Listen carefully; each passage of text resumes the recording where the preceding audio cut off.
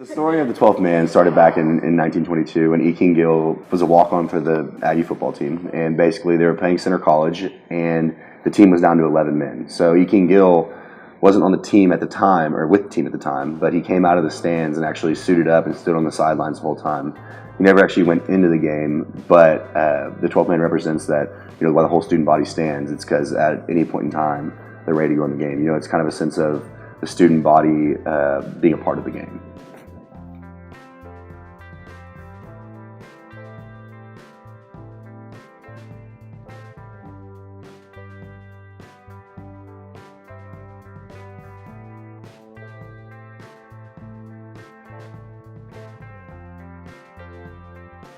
And we went through, as I say, two successive changes where they moved the kickoff restraining line back. And, I didn't want to sacrifice winning, our ability to win, by maintaining that. So I thought, a good compromise, and I talked to the staff that to be able to keep the concept, which we still have now, of having the 12 man out there wearing number 12. I thought that'd be really cool to have one player represent the 12th man, and wear the number 12 and go with us wherever we went. We would always have the 12th man on our kickoff team. So I thought that was really good, and I'm proud and pleased that it's still being done today and done that way today.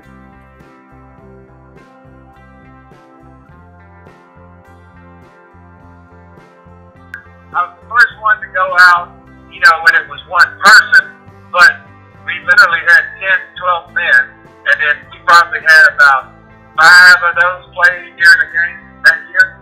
In 89 and 90, it was still the full team minus the kicker, and then technically in 90 we had a scholarship player, and they were the safety, the one safety for the kickoff team.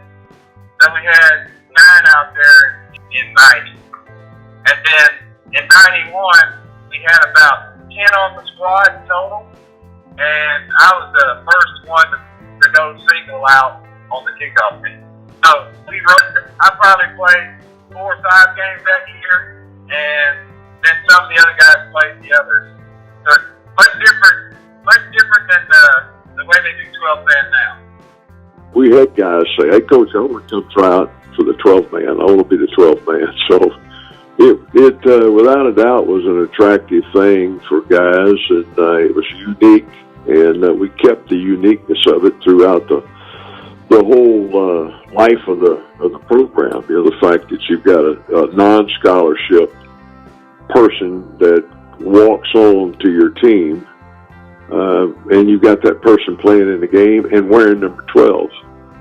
I got to watch Sam Miller take on that role, and that's when I really found out what the 12th man was all about. And watching him and how he played and how he wore that jersey really showed me that, wow, this is something that I can do. I really enjoy special teams, and when I was around scout team and stuff, I knew that I could play with these guys. I just had to wait for my time, and Sam really paved the road for me. So I knew as soon as I got on campus that was going to be my goal. I was going to let Sam finish his 2 years, and then I was gunning for his job.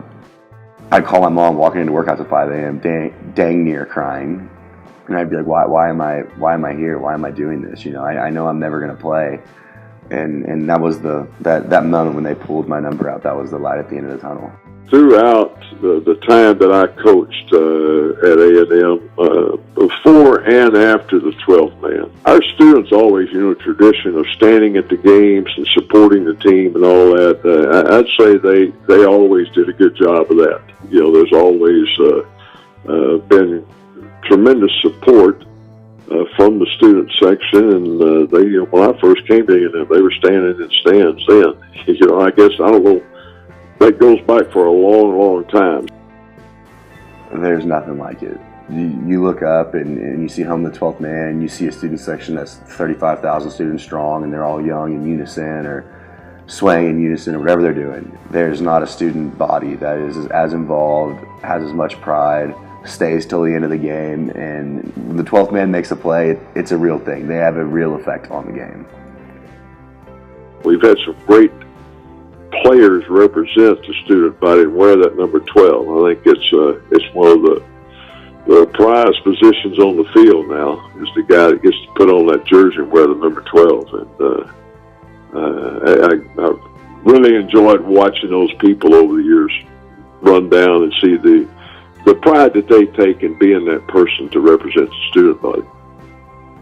It's an honor that I don't deserve, and it's something that I'll be grateful and indebted to Texas A&M forever. Until the day I die, Texas A&M will have a place in my heart. It's not just playing football anymore. You're playing for the student body. You're playing for the history of Texas A&M.